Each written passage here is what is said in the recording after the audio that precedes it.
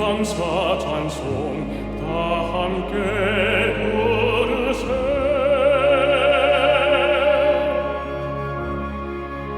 주 복을 분 사랑과 평화로다. 우리도 이 사랑을 나누세. 영광의 찬송 함께 부르면서 거룩한 주의 이름 높이세.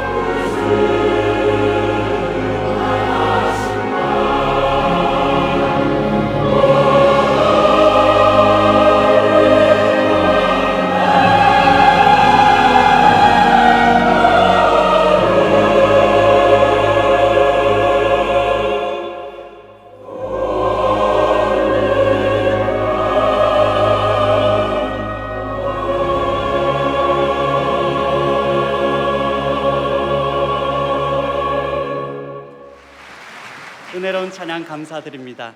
이제 다 함께 성경 말씀을 봉독하시겠습니다. 오늘 우리에게 주시는 하나님의 말씀은 빌립보서 2장 5절부터 11절까지의 말씀입니다.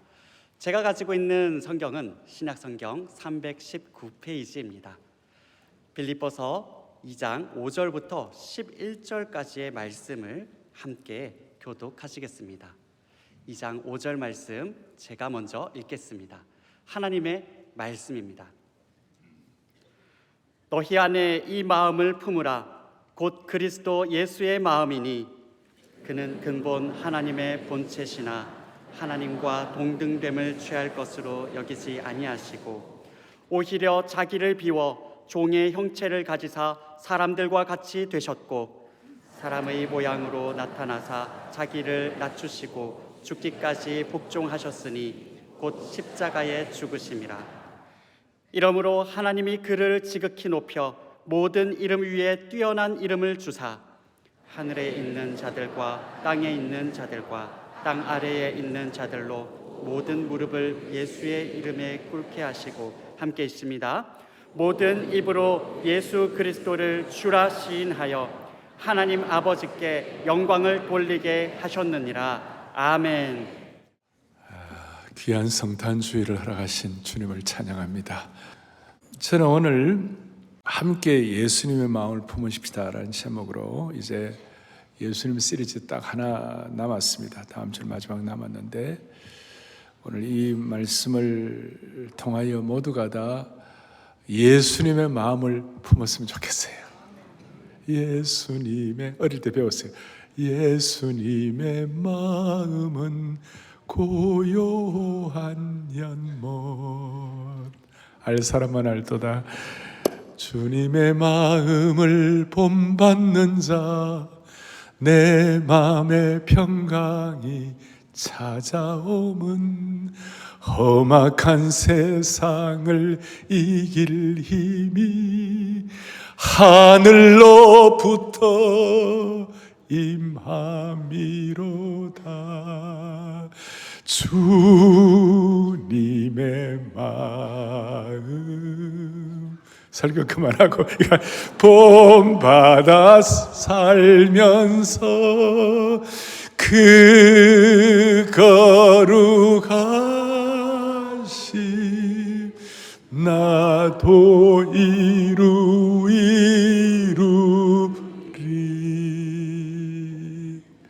다들 어떻게 잘하세요? 예? 정말 주님의 마음. 오늘 암예배는 예배 마치고 난 다음에 목사님 요즘 복잡한 거 많고 나라도 이런 힘든 일 많은데 오늘 이 메시지가 수많은 갈등과 고통을 멈추게 하는 하나님이 주신 메시지인 줄 믿습니다. 그래서 오늘 이 말씀의 본문은 빌립보서 2장 5절부터 11절 이 본문에 여러분들 봉독하셨는데, 이 말씀은 성경 말씀 가운데 정말 원더풀한 말씀이에요. 예수님의 성육신에 대해서 여러 군데가 나오지만 말씀의 봉우리들이 있잖아요. 좀 이렇게 다 말씀이 귀하지만 말씀의 봉우리도 예를 들어서 우면산 정도의 높이가 있다, 혹은 뭐 설악산 정도의 높이가 있다, 그 다음에 무슨 백두산 정도의 높이가 있다 그런다면, 오늘 이 본문은요 예수님의 성육신과 예수님의 겸손과 낮아지심에 대해서 거의 알프스의 영봉이요 에베레스트의 최고의 고봉 중에 하나라고 말씀할 수가 있는 것입니다. 놀라운 말씀. 그래서 장엄한 말씀입니다. 핵심은 이것입니다. 어떻게 영원하신 하나님, 스스로 계신 하나님, 창조주로서 영존하신 하나님께서 인간의 몸을 입고 오셔가지고 시간을 초월하셔서 역사 속으로 들어오셨는지 하나님의 놀라운 마스터 플랜을 우리에게 보여주시는 것입니다. 당시 로마 제국의 산하의 조그만 도시 빌립보 성도들에게 보낸 이 짧고도 소박한 이 서신서 속에, 빌립보 속에서 우리 인간이 상상할 수 없는 아주 그냥 깊고도 영광스러운 진리가 포함되어 있는 것입니다. 그래서 이 본문은 조직신학적으로도 놀랍고 또 우리 기독론이라고 그러는데 예수 그리스도에 관해서 크리스톨라지, 기독론에 관한 최고의 봉이 될 수가 있는 것입니다. 그리고 오늘 이 말씀이 저와 여러분에게 무슨 의미가 있겠는가, 오늘 이 땅에 있는 우리들에게 무슨 관계가 있겠는가, 그걸 살펴볼 때에 그 당대의 현실은 그때 1차 수신자였던 빌립보 교회에 오늘 특별히 유오디아와 순도계라는, 요즘 우리식으로 말하면 그 당시에 이 권사님들이, 그 교회 중직 권사님들이 서로 다투고 충돌하고 파당을 짓고 갈등을 일으키고 있었어요. 그래서 권사님들 스토리예요. 그냥 거기에 대한 답을 주시고자 이 말씀을 오늘 선포하고 있습니다. 그리고 우리 신앙생활의 중요한 원칙 중에 하나가 하나됨인데, 성령 안에서 하나됨인데, 하나됨을 위한 최고의 비밀이 예수님의 낮아지심과 겸손한 것임을 표현하고 있는 것입니다. 사실 빌립보 교회도 다양한 어떤 배경을 갖고 있었죠. 빌립보 교회 성도들 가운데 빌립보 간수가 있었고, 예수 믿고 간수로 있다 예수 믿고, 또 자주장사 루디아라는 여성 사업가도 있었고, 귀신 들린 여종이었다가 귀신 들렸다가 회심해가지고 이렇게 변화된 그런 성도들도 있었고, 여러 종류의 다양한 배경을 갖고 있었습니다. 오늘 이 예배도 수많은 분들이 예배를 드리시는데 여러분 모두가 다 다양한 배경을 갖고 있잖아요. 근데 우리가 하나 된다, 이게 쉬운 일이 아닌데 오늘 그 일을 어떻게 해결할 수가 있겠는가, 그렇게 오늘 이제 본문의 배경이 되고 있습니다. 사실 갈등과 다툼이 있다는 것은, 우리가 갈등, 다툼, 어려움이 있다는 것은 가정적으로도 그러고 모두가 다 자기의 프라이드, 자기의, 자기 주장이 있다는 것이에요. 조금 세게 나오면 교만이 있다는 것이에요. 그러니까 오늘 이 말씀을 가지고 하나됨을 파괴하는 교만과 자기의를, 오늘 이 말씀을 가지고 자기 주장을 처리하고 해결하는 능력이 있기를 바라는 것이에요. 자, 어떻게 하느냐? 세상 사람들은 갈등과 다툼과 문제가 있었을 때 그 문제를 어떻게 해결하느냐? 타협을 하는 거예요. 타협. 어느 정도 서로 동의하는 수준까지 서로 타협을 하는데, 대신 자기 주장이나 자기의나 자기 프라이드나 자기 교만은 나름대로 유지하면서 타협하는 것입니다. 소위 서로 체면 치레하는 경우가 많이 있습니다. 근데 세상적인 이 타협이라는 것은 거룩함이라든지 영적인 깊은 차원, 영적인 능력, 예수님의 주님 되심, 성령의 내주하심과 충만함, 이런 것을 잘 모르는 사람들이 가질 수 있는 나름 해결책이라고 말할 수 있습니다. 물론 그냥 겉으로 봉합하는 것입니다. 그러나 저와 여러분들, 우리 그리스도인들은 한 단계 더 깊이 들어가야 할 줄로 확신합니다. 그리스도인들에게도 분쟁과 어려움이 생길 수 있지만 그 분쟁과 어려움이 생겼을 때에 오늘 이 말씀이 잘 적용될 수만 있다면 그 어려움과 분쟁은 오히려 하나 될 수 있는 좋은 계기가 될 수가 있어요. 이게 신앙의 비밀이고, 오히려 그리스도인에게 있어서 갈등과 충돌도 오늘 이 내용이 잘 접목이 되면 거룩한 전화위복의 역사를 주시는 것입니다.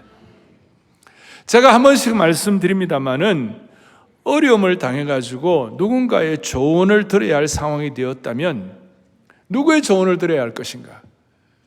자기의나 자기 주장이나 자기 명예나 이런 어떤 자기 프라이드, 자기 똑똑함을 가지고 적당히 타협하는 사람들의 말을 들으면 안 되고, 우리 그리스도인들은 영적으로 깨어지고 은혜 받고 죽음을 통과한 사람들의 조언을 들어야만 하는 것입니다.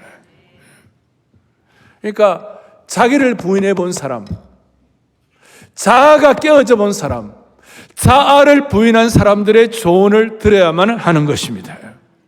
그래서 첫 번째 오늘 죽음을 통과한 분의 조언을 들어야 무슨 말인가 하면, 성경에서 대표적으로 똑똑한 분들의 조언이 전혀 도움이 안 된 케이스가 있습니다. 그것이 뭐냐면 욥의 세 친구들입니다.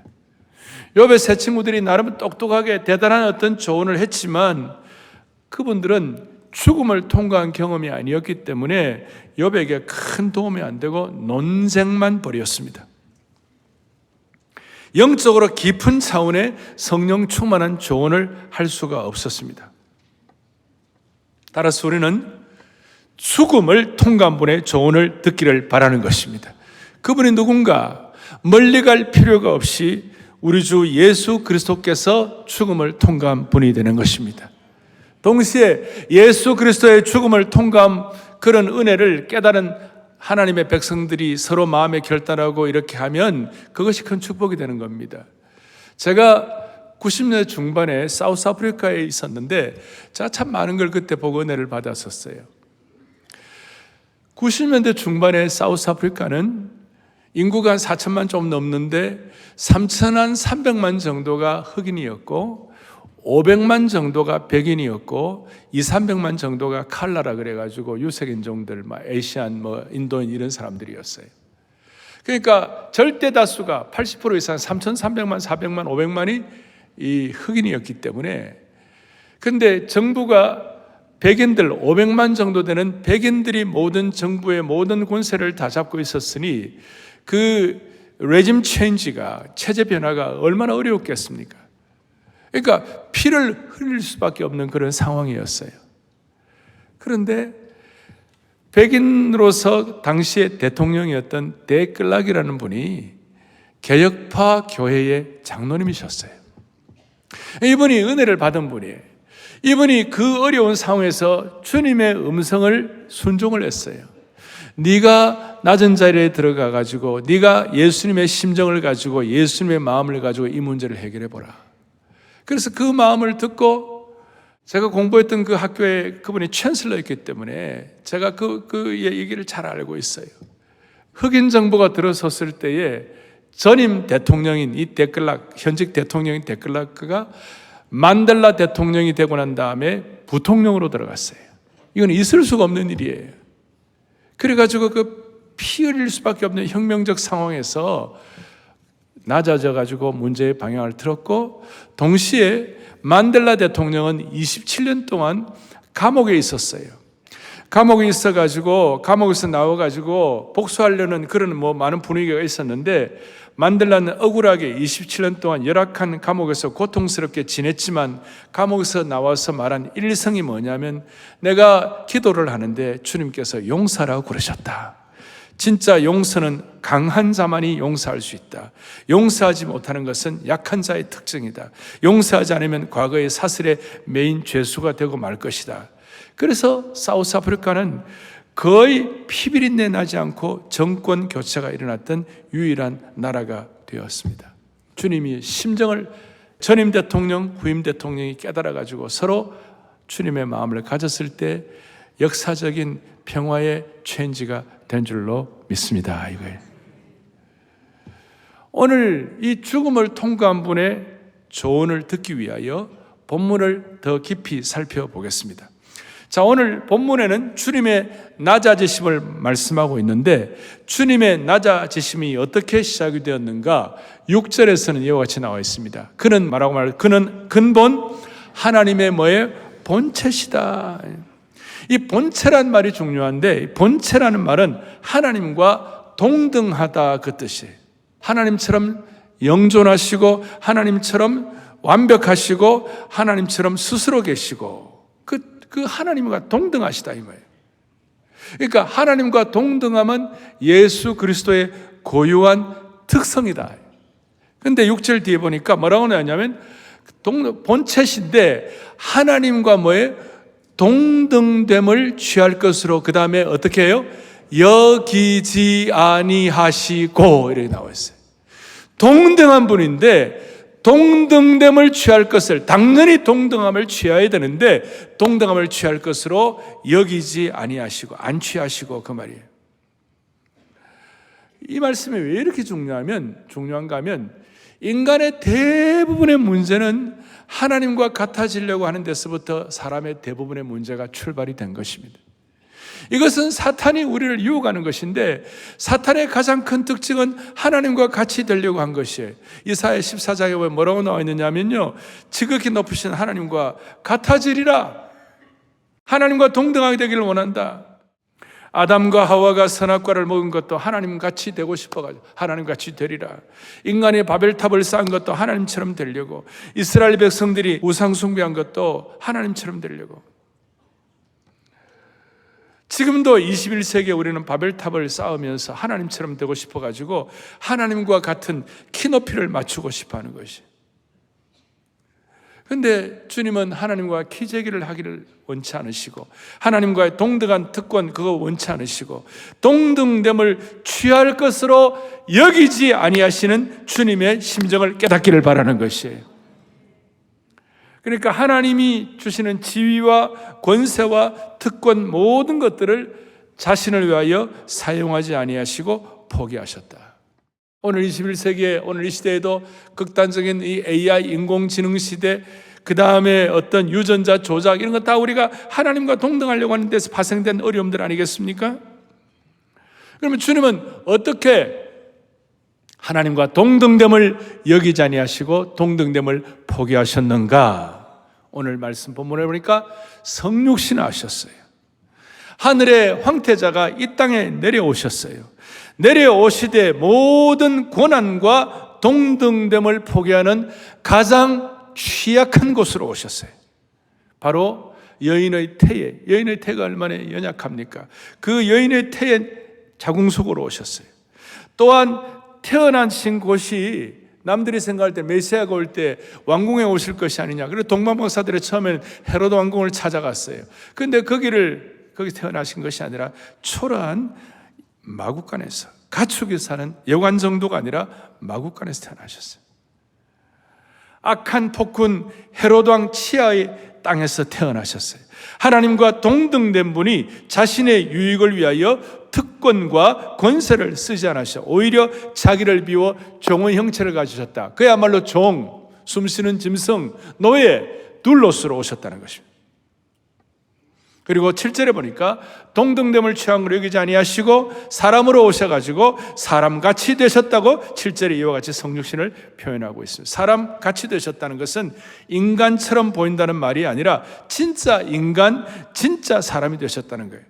같이 되셨다는 말씀은 인간의 감정, 수치, 고통, 절망, 인간의 분노, 인간의 부끄러움, 이 모든 것을 다 당하신 줄로 믿습니다.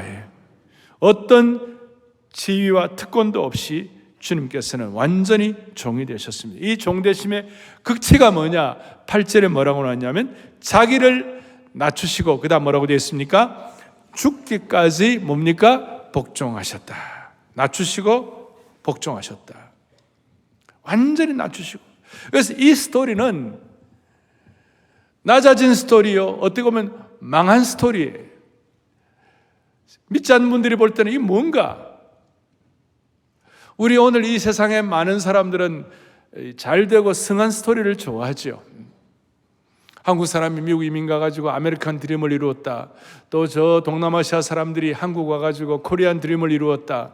아니면 또 뭐 최소한 뭐 개용남 아십니까? 개천에서 용이 났다. 이런 스토리를 우리가 다 좋아하는 것입니다. 그런데 예수님은 완전히 반대. 유명에서 무명으로, 부자에서 가난한 자로, 하늘의 황태자 존귀한 자가 종이 되신 것입니다.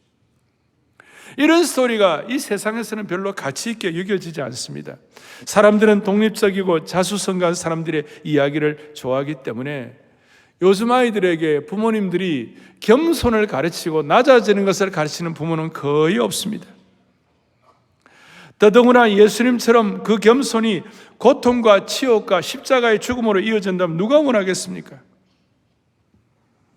그런데 그걸 목표로 해서 한 건 아니었는데 그 결과가 뭐냐? 오늘 뒤에 보니까 9절에 보니까 이러므로 하나님이 그를 지극히 높여 모든 이름 위에 뛰어난 이름을 주신 줄로 확신합니다. 이라는 거예요. 그러니까 아주 그냥 극적으로 낮아지셨는데 극적으로 높아주신 것이에요. 신학적으로 보면 자기 비하, 자기 비움과 자기 비하를 하셨는데 하나님은 극적으로 예수님을 승귀시키셨다. 승귀라는 말이 어려운 말인데 높이시고, 높을 승자에다가 귀자는 귀할 기자, 승귀시키셨다. 고통스러운 죽음과 굴욕적인 자기 비하를 하셨는데 예수님을 높이시고 하나님 오른편에 우편에 앉게 해 주신 줄로 믿습니다. 자, 여러분 한번 물어보십시다. 이 땅에서도 우리가 삶을 살아가는 가운데 진짜 순종하고 진짜 낮아지고 이런 걸 하면요, 처음에는 몰라줘도 나중에는 이 마음이 진지하게 통하면 진짜 순종하고 진짜 낮아지는 사람의 눈치를 살피게 되어 있습니다. 이 내용은 알 사람만 알도다. 예. 무슨 말인가? 어떤 집안에 며느리가 들어왔는데 자기 할 말하고 똑 부러진 며느리가 들어왔어요. 그 자기 할 말하고 똑 부러진 며느리가 영향이 더 있겠습니까? 아니면 처음에는 좀 억울한데도 불구하고 조용히 참고 순종하고 겸손한 그 며느리가 더 영향이 있을까요?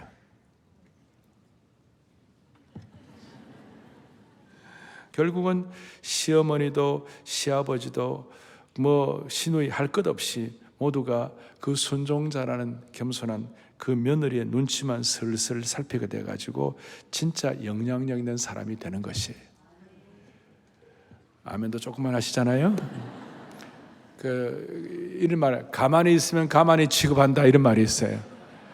이건 세상 사람들이 하는 말이고, 우리가 오늘 이 주님의 깊은 진리와 신비를 깨달아 가지고 주님의 겸손과 주님의 거룩한 자기 비하를 통하여 하나님이 어떻게 승귀시켜 주시는가, 이걸 제대로 깨닫게 되면 우리가 이걸 목표로 한 건 아니지만 이걸 잘하면서 순종하게 될 때 하나님께서 우리를 높여주시는 것이에요. 이것은 제 얘기가 아니고 야고보 사도나 베드로 사도가 야고보 4장 10절에 유명한 말씀이 있어요. 크게 우리 합독하겠습니다. 주 앞에서 낮추라, 그리하면 주께서 너희를 높이시리라. 아멘. 주 앞에서 낮추는 거예요. 우리가 세상 이런 게 아니에요. 주님 때문에, 주님의 십자가의 은혜 때문에 우리를 낮추면 남들이 가만히 취급하든 말든 상관이 없이 주님이 우리를 높여 주시리라. 성경적으로 겸손한 자가 강한 이유는 하나님께서 겸손한 자를 높여주시기 때문에 그렇다. 창조주 하나님이 높여주신다면 누가 막을 수가 있겠습니까? 제가 한 번씩 우리 다 알잖아요. 사자성어로 인자무적이라는 말이 있는데 주님 앞에서 겸손하면 우리는 겸자무적이 되는 것입니다. 겸자무적이란 말이 어디 있나? 지금 만든 겁니다. 예. 겸자무적이에요. 그래서 우리 첫 번째는 우리가 죽음을 통과한 분의 조언을 들어보라. 두 번째로는 진짜 겸손한 자에게는 적이 없고 참 평안이 오는 것이다. 하지만 오늘 이 시대의 시류는, 이 시대의 흐름은 겸손을 싫어합니다. 그런데 예수님은 어떻게 하셨는가? 오늘 말씀한 대로 예수님은 하나님과 동등됨의 권리를 포기하셨다는 것이에요. 여러분, 이걸 오해하면 안 됩니다. 하나님됨을 포기했다는 말은 아니에요. 예수님은 신성을 갖고 계셨어요.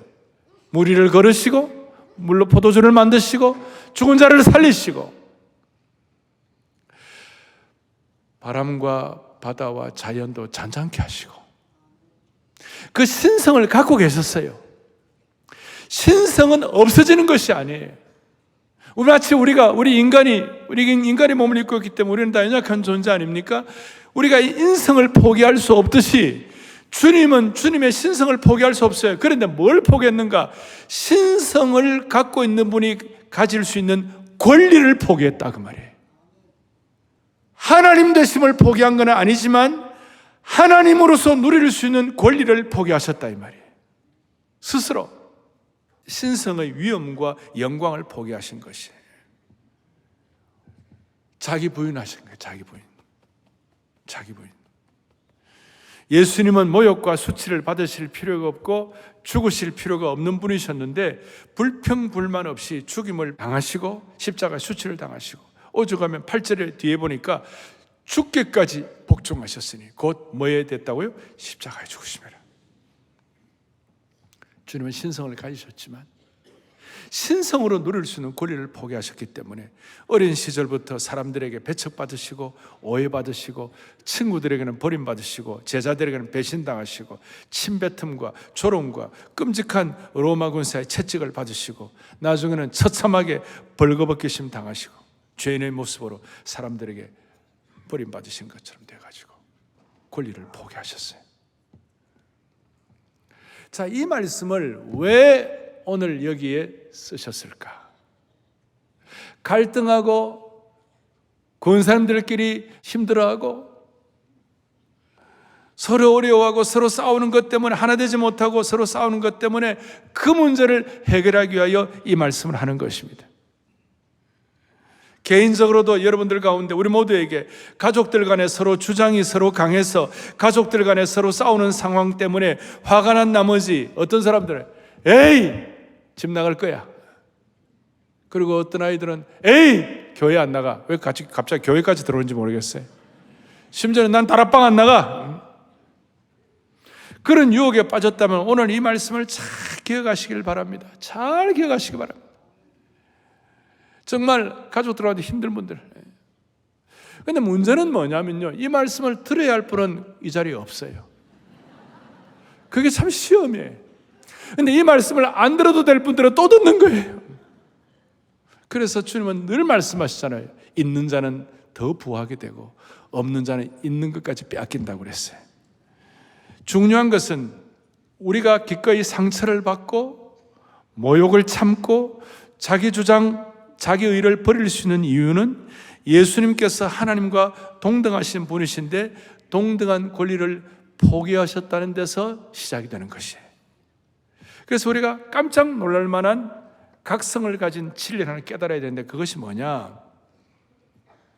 예수님이 취하신 그 자리, 동등한 권리를 행사해야 할 그 자리를 하지 않으시고 죽기까지 낮아주시고 수욕을 당하시고 모욕을 당하시고 십자가를 당하신 그 자리가 저와 여러분의 삶에 수많은 갈등과 어려움과 문제가 생겼을 때 그 자리에서 출발해야 한다는 것이. 이거는 너무나 중요한 것이에요. 저는 지난 40여 년이 넘는 목회 가운데서 수많은 아픔과 수많은 좌절들이 있을 수가 있었어요. 근데 마지막 결론은 뭐냐면 모든 것의 해결 방법은 내 주장과 내 의가 아니라 예수님이 당하신 그 모욕의 자리, 십자가의 자리, 예수님이 당하신 그 어려움의 자리, 그 자리가 문제가 타협이 아니라 진짜 문제가 해결되는 출발점이 되었다 이 말이에요. 신앙생활의 모든 갈등과 충돌의 최선의 출발점은 예수님이 당하신 십자가의 수치의 자리가 되어야만 하는 것입니다. 다시요, 어렵고 힘들 때마다 주님이 당하신 그 수치의 자리가 우리가 출발해야 할 출발점이라니까요. 여러분, 이것만 생각하면 이 세상의 타협 정도가 아니라 영적인 깊은 은혜에 충만한 기적 같은 해결 방법을 주님이 해결해 주시는 것입니다. 이것이 신앙이요, 이것이 주님을 섬기는 믿음의 신비한 비밀의 영역이 될 수가 있습니다. 그럴 때 주님이 어떻게 하시는가? 우리가 그걸 목표로 한 건 아닌데 극적으로 우리가 낮아질 때에 주님이 극적으로 높여주시는 것입니다. 9절부터 11절까지 시작. 이름으로 하나님이 그를 지극히 높여 모든 이름 위에 뛰어난 이름을 주사. 10절. 하늘에 있는 자들과 땅에 있는 자들과 땅 아래에 있는 자들로 모든 물음을 예수의 이름에 꿇게 하시고. 11절. 모든 힘으로 예수 그리스도를 주라 시인하여 하나님 아버지께 영광을. 아멘. 서번트 둘로스가 되니까 서번트 킹이 되게 해주신 것입니다. 서번트 롤드가 돼, 롤드십, 주님이 되게 해주신 것입니다. 십자가의 처절한 자리에서 영광스러운 부활을 경험하게 해주시고 하늘의 승천을 승귀하게 하시고 하늘과 땅에 있는 모든 이름 중에 가장 뛰어난 이름을 가지도록 만들어 주셨습니다.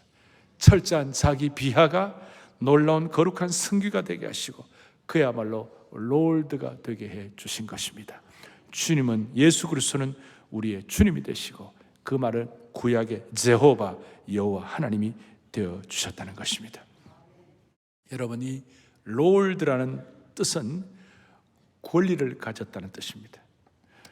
권리를 포기하고 서번트가 되니까 롤드가 되게 해주신 것입니다.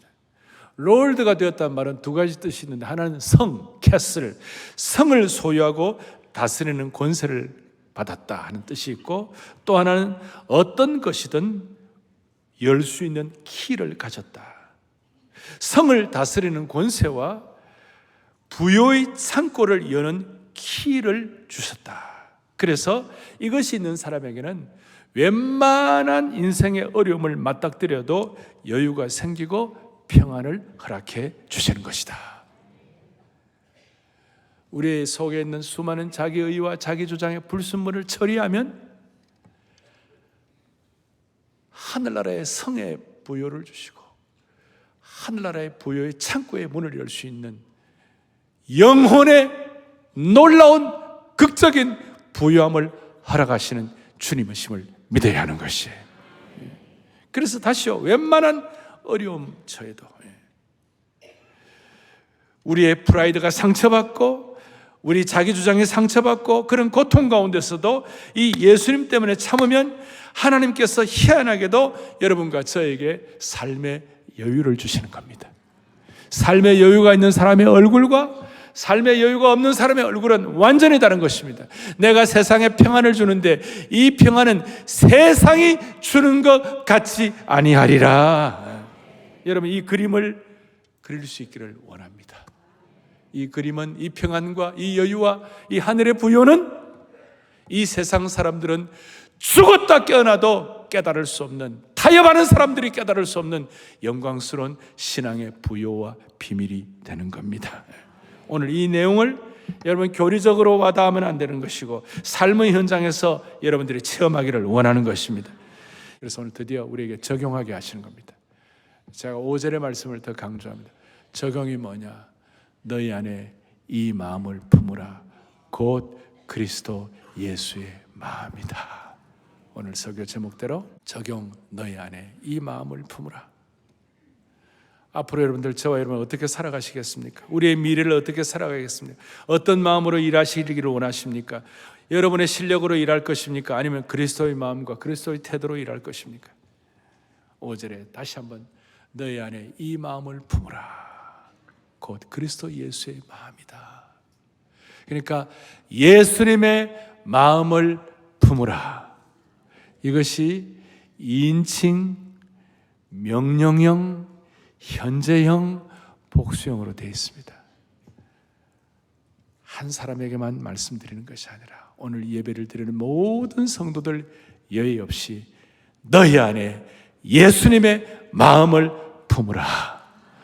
품어도 되고 안 돼도 되고 하는 권면한 정도가 아니에요. 이 마음을 안 품으면 안 된다. 이 마음을 꼭 품어야 한다. 그리고 한 번만 품으면 되는가, 현재형으로 계속해서 품어야 하느니라. 그럴 때 우리의 생각이, 우리의 사고와 감정뿐만 아니라 우리의 생각이 온전해지기 시작하는 겁니다. 우리 온전론할 때 사고의 온전함이라고 있는데, 주님의 이 사고방식, 가치관이 우리의 삶의 감정을 이끌고 가는 강력한 열차가 되기를 바라는 겁니다.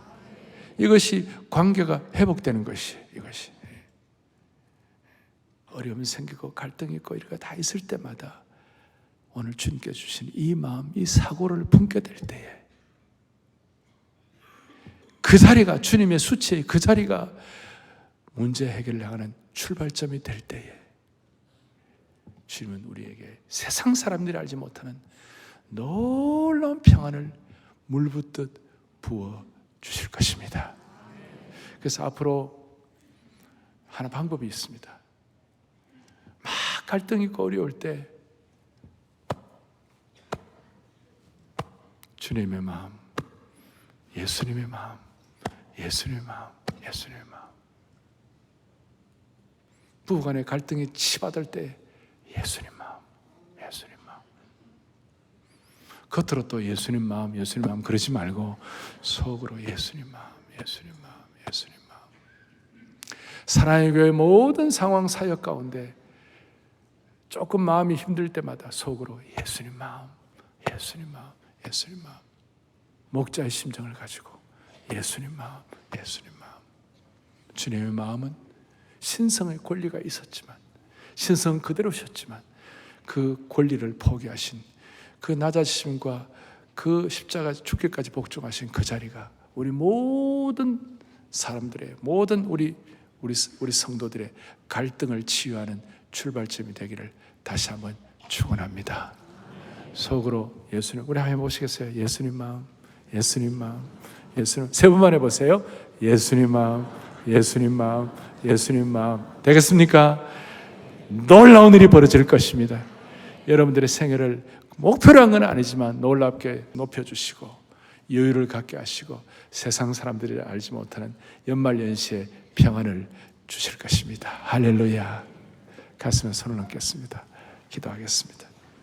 자비로우신 하나님 아버지, 갈등과 충돌의 시대에 교만과 자기주장, 자기의 일을 처리하는 하나님의 최고의 비밀인 주님의 겸손한 마음으로 이 시대의 아픔과 갈등과 충돌을 해결하게 하여 주옵소서.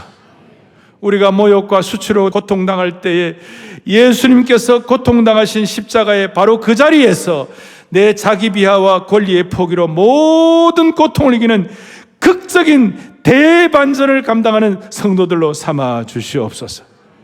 예수님의 겸손한 마음으로 이 민족의 상처난 감정을 품어 치유하는 한국교회가 될 수 있도록 은혜 위에 은혜를 덧입혀 주시기를 원하오며, 겸손하신 우리 주 예수 그리스도를 받들어 간절히 기도 올리옵나이다.